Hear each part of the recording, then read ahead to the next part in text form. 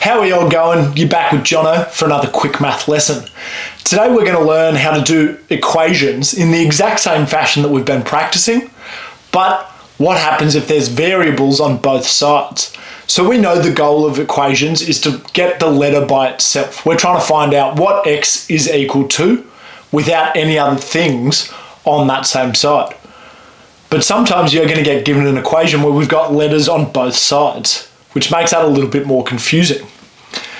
The only thing that we need to remember in order to do this well is that letters are just some number. Okay, it could be anything, it doesn't matter, but it is a number, which means we can treat it exactly the same as normal numbers.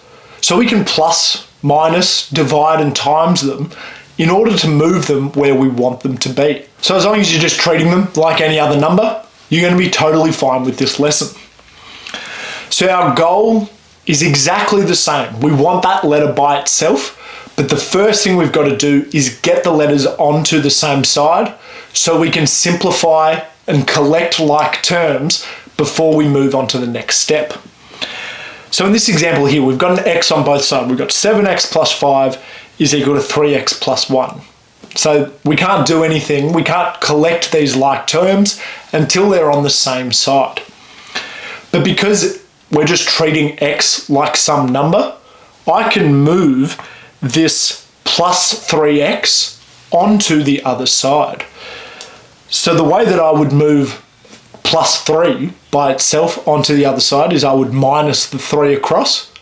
So I can do the exact same thing. I can minus 3x from this side and minus 3x from this side because I've got to do the same thing to both sides. So I'm just going to rewrite this equation now. So I've got 7x minus 3x plus 5 is equal to 1. You don't have to write out that step. You can just go to 4x, but I'm just showing you where we get that number from. 7x minus 3x is 4x plus 5 is equal to 1. And now we've just got a two-step equation. To get rid of the plus 5, I'm going to minus 5 from this side, minus 5 from this side, which means I've got 4x is equal to minus 4. Then to get x by itself, I've got to divide by 4 from both sides, meaning that x is equal to negative 1. So the only thing that made this more difficult than the things that we've been doing beforehand is this initial minus 3x to the other side. So you just have to collect the like terms and then you're going to be sweet. So over here on this one, we've got an expansion question with two terms on the other side. In the last video, I did say you could divide that 6 off straight away if you wanted to, but when we've got two terms, it is easier to expand it first, just because you have to divide everything on the other side by 6, so it does become a little bit easier if you just expand it out first.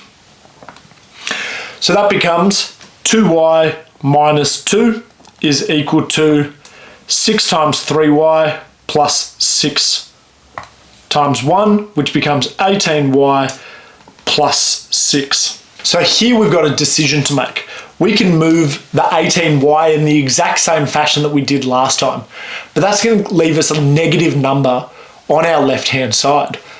Because these two things are equal, instead of moving the 18 this way, it's going to be easier for us to actually move the 2y over to this side, because that's just going to leave us with a positive number.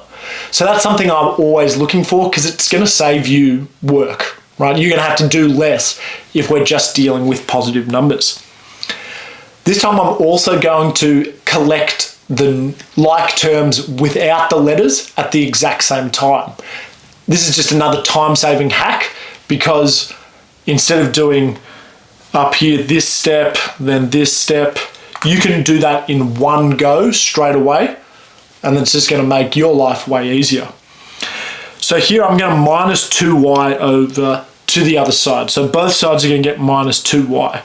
So my y's are going to be over here on this side. So I need to get my other terms on the other one. So to get rid of plus 6 from this side, I'm going to minus 6 here and minus 6 there. So these two are gone on this side. So minus 2 minus 6 is negative 8. is equal to 18y minus 2y, which is 16y. To get the y by itself, I need to divide by 16, which leads us to have negative 1 over 2 is equal to y, or y is equal to minus a half. You can write it either way. This is, with the letter on the left-hand side, is more like appropriate, but these two things are saying the exact same thing. So I hope that makes sense. These ones do look more difficult, but really, you're just doing the exact same thing, just treating the letters like they are numbers. Thanks so much, guys, and I'll see you later. Just a quick reminder, there are some free worksheets linked in the description below, as well as the notes from this video. If you've got a second, please like, comment, and subscribe to Quick Math for more content every day. Thanks so much. Have a good one.